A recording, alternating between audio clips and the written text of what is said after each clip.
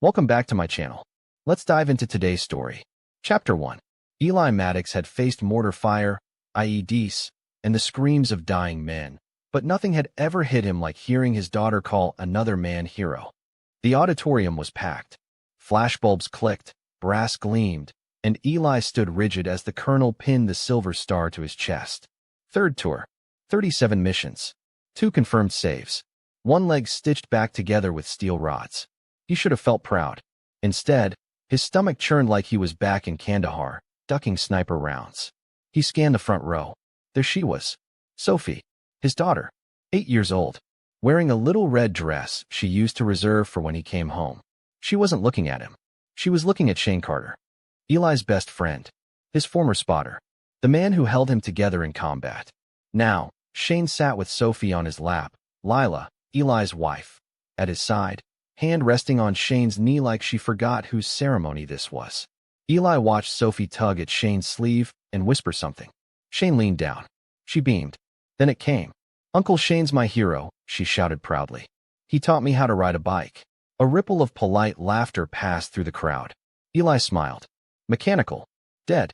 Lila didn't correct her. Didn't flinch. She even smirked a little, like Sophie's slip was charming.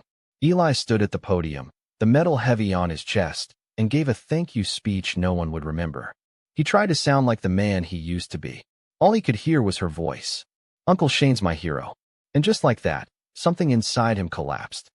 Not loudly. Quietly. Like a bridge giving way at the foundation. Later, at the reception, Shane clapped him on the back like nothing had changed.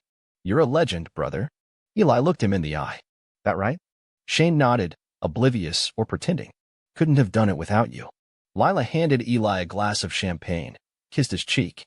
"Welcome home, babe." But her lips were colder than the drink. Sophie hugged him, quick and distracted, then ran off to show Shane the crayon drawing she'd made. It had 3 stick figures, her, Lila, and Shane. Eli wasn't in it. Some wounds don't bleed. They rot. 3 weeks after the ceremony, Eli stopped pretending. The first week, he played house. Smiled at breakfast. Nodded when Lila talked about PTA meetings and mortgage rates. He let her touch him, sleep beside him. He said all the right things and felt absolutely nothing. The second week, he stopped talking. Just watched. The third week, he started digging. It began with a feeling. A tension in the air, like the seconds before an ambush. He'd felt it before in Afghanistan, when silence stretched too long and even the birds stopped chirping. The same thing happened here, in his own home. Lila flinched when he entered the room. Sophie started calling Shane for help with her homework instead of Eli. And Shane? "Hey, before we dive deeper into this insane twist, let me ask you something. Where are you watching from? Drop your city or street name in the comments. I love seeing how far these stories travel. And if you're still watching, that means you're hooked. So do me a favor, tap that like button if you're feeling the tension, and subscribe if you want more mind-blowing stories like this. We're on the road to 10,000 subscribers, and your one click gets us closer.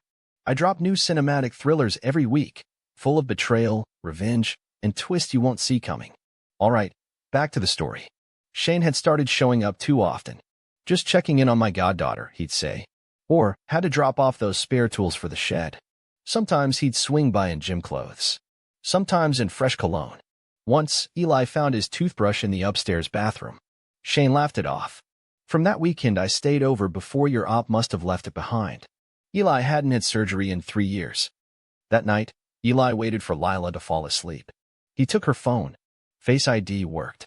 Of course it did. She never dreamed he'd check. The messages weren't hidden. They were casual. Careless. Like they'd stopped needing to hide a long time ago. "Lila," she asked, "if you're staying over Friday." Said she sleeps better when you tuck her in. Shane, "Tell her I'll bring popcorn." Miss her already. Lila, "Miss you. God, last night. I'm still sore." Eli stared at the screen until the light blurred. It wasn't anger. Not yet. First came disbelief. Like his brain refused to process what his eyes confirmed. His brother. His wife. In his house. With his daughter. He scrolled back through months of messages.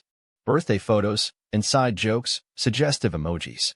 Codes he didn't need to decode. At one point, Lila sent a photo of Sophie with a caption, "Our girl's growing up fast." Our girl. The next morning, Eli said nothing. Ate his eggs in silence.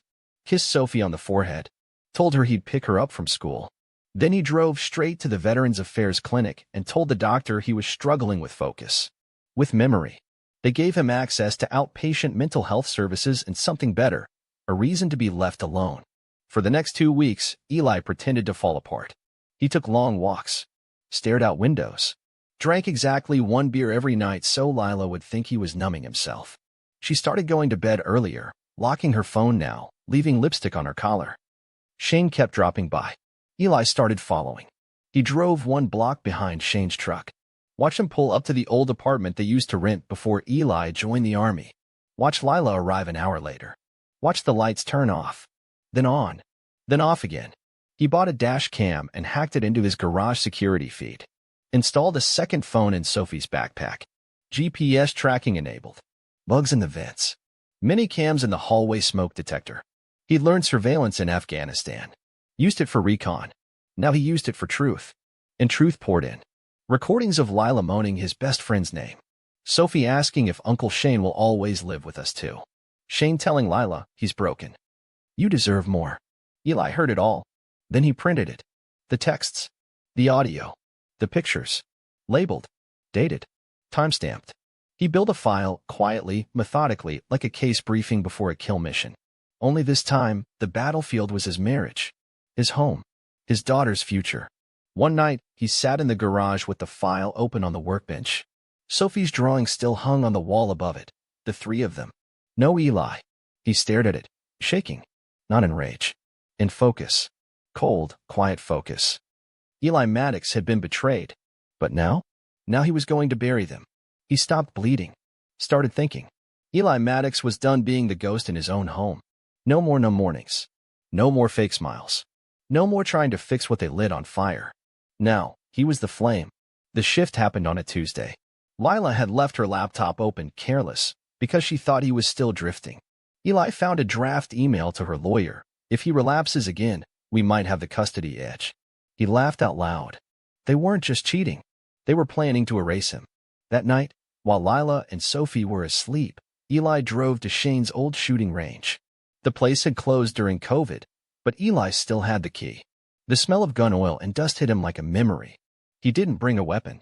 Just stood at the shooting stalls and stared at the bullet-ridden silhouettes. Torsos, heads, hearts, all clean holes. He didn't need bullets. He needed patience. Step 1, disarm their narrative. They were setting him up to look unstable, violent, dangerous. So he flipped the script. He started attending VA therapy twice a week. Spoke honestly, but not fully. Told the therapist he was struggling with anger issues, but learning to cope. Every session was documented. Every prescription was filled but untouched. He wanted a clean, legal paper trail that said, Eli Maddox is getting better. He brought flowers home. Took Sophie to school. Called Lila babe like nothing had changed. Played the part so well she stopped hiding her texts. Inside, he was gathering intel. Step 2, control perception. Eli reached out to former platoon buddies, carefully, casually. Thinking of writing a book about the unit, he told one. Need to fact-check some things. What he was really doing, building a list of character witnesses. Shane had burned bridges when he left the military. Drunk incident in Tampa. Misconduct in Kabul. Nothing criminal, but enough smoke. Eli found an old complaint filed by a female private. Never followed up. He found the report. Made copies. He wasn't just going to destroy Shane's affair. He was going to incinerate his reputation. Step 3. Trigger the ego. Shane had one weakness. He needed to win. So Eli started baiting him. Dropped subtle comments in passing. Man, you're always around. Sophie's more excited to see you than me. Or, Lila says you're great with the yard. Wish I had your time. Shane laughed it off, but Eli watched his posture change. Shoulders back. Smug smile. He wanted Eli to feel replaced. So Eli let him. Even invited him over for poker night. Lila protested, said it'd be weird. Eli insisted. 3 beers in, Shane said, you ever think about retiring early, man? Starting fresh? Eli looked him dead in the eye. Every day. They clinked glasses. Step 4. Set the trap. Eli faked a breakdown. Not public, just enough for Lila to feel confident. He left accidental Google searches open. VA disability process. Can PTSD lose custody? Divorce law for veterans. Left his meds untouched on the table. whispered just loud enough when talking to himself. Let Sophie hear him say, "Daddy just needs to rest sometimes." It worked. One night, he caught Lila on the phone in the backyard. "I think it's time." He's slipping again. "I'll file once the custody hearing's locked." "Perfect." He smiled from the shadows. The final move was personal. Eli booked a private meeting with the principal at Sophie's school. Told her he had concerns, deep concerns, about a man frequently showing up on campus who wasn't a registered guardian. Shane's visit stopped. The school flagged him. A note went home. Only legal guardians may pick up students. Sophie cried. Lila fumed. Shane sent a text. "WTF, is this about the school? You sabotaging me?" Eli replied, "I'm just following the rules. You know how by the book I am." That night, Lila screamed at him. Eli didn't flinch. "I don't know what you think you're doing," she said. "But you're losing her." He smiled. "No. I'm watching you lose everything." She slapped him. He took it. Quietly. Calmly. Because in 48 hours, the trap would spring. And there would be no coming back. The day he stopped fighting fair. The hearing was set for Friday. Family court. Custody motion. Lila had filed for temporary full guardianship, citing mental instability, combat-related PTSD, and erratic behavior. Shane wrote a character letter. Claimed he'd witnessed Eli's decline. Eli had read it twice. Not because he didn't believe it, but because he wanted to savor it. It was all falling into place. 2 days before the hearing, Eli met with his attorney, a sharp, no-bullshit woman named Carla Nunez who had cross-examined men twice her size into tears. She'd been skeptical at first. "You sure this isn't paranoia, Eli? You've been through hell. That can cloud things." Then he handed her the file. Labeled. Timestamped. Documented. Screenshots of texts between Lila and Shane. Intimate. Explicit. Some dated while Eli was in the hospital. Audio recordings from the hallway camera. Full conversations about taking Sophie, once it's all settled. A GPS log showing the apartment visits. The female soldier's misconduct complaint against Shane. Photos of Shane kissing Sophie on the forehead as she slept. Carla flipped through it like a war report. "This is lethal," she said. "You want custody? You're going to get full custody." "I don't want revenge," Eli said. "I want the truth in the open. Public. Permanent." She smiled. "Then don't say a word at the hearing. Let me do the damage." One day before the hearing, Eli made one last visit, unannounced, to Shane's apartment. Knocked politely. Waited. Shane opened the door in a gym shirt, holding a protein shake. "You got a minute?" Eli asked, calm as glass. Shane hesitated. "Now's not. Just a minute." Inside, the apartment was clean. Too clean. The kind of clean people keep when they're hiding messes elsewhere. Eli stood by the bookshelf. His gaze landed on a framed photo. Lila, Sophie, Shane. Smiling like a perfect little family. "Hell of a picture," Eli said. Shane shrugged. "Kids grow up fast." Eli turned. Locked eyes. "You ever think about what happens if this goes public? Her school? Your record? You think people will call you a hero?" Shane took a slow sip of his shake. "You threatening me?" Eli smiled. "No. Just telling you the ending." He walked out without waiting for a response. The hearing. Friday morning. The courtroom was quiet. Beige walls. Fluorescent lights. A single flag behind the judge's bench. Lila wore all black, like someone grieving. Shane wore a navy suit, and that smug, "I belong here" expression. Eli came in alone. No showboating. No tie. Just clean, sharp, composed. The judge reviewed the file in silence. Then Carla stood. She spoke for 17 minutes. Every sentence a sniper shot. She outlined the affair with timestamps, corroborated with photos and location data. She read excerpts from text where Lila referred to Eli as mentally slipping while planning to replace him. She dropped Shane's misconduct history like a bomb. Then came the twist. She handed over a thumb drive. "Your Honor, this contains audio of the minor child, Sophie Maddox, being manipulated to call Mr. Carter Dad and being told to hide it from her father." The judge frowned. "Is that verified?" "Voice analyzed and timestamped, sir." "And there's more." The court aide played the file. Lila's voice came through clear. "No, sweetie. Don't say anything to Daddy. Uncle Shane's kind of like your new daddy, okay?" Then Shane's voice. "Just think of him like a soldier who's done his part. Now it's our turn to take care of you." Eli watched them both crumble, Lila visibly shaking, Shane going pale. The judge paused. Removed his glasses. "In my view, this isn't just an issue of custody. It's emotional manipulation of a child and possible parental alienation. Mr. Maddox, you'll retain full legal and physical custody pending further review.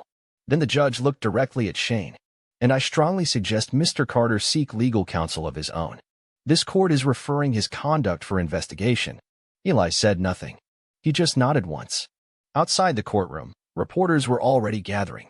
Somehow, the file Carla submitted had leaked. Shane tried to push past them.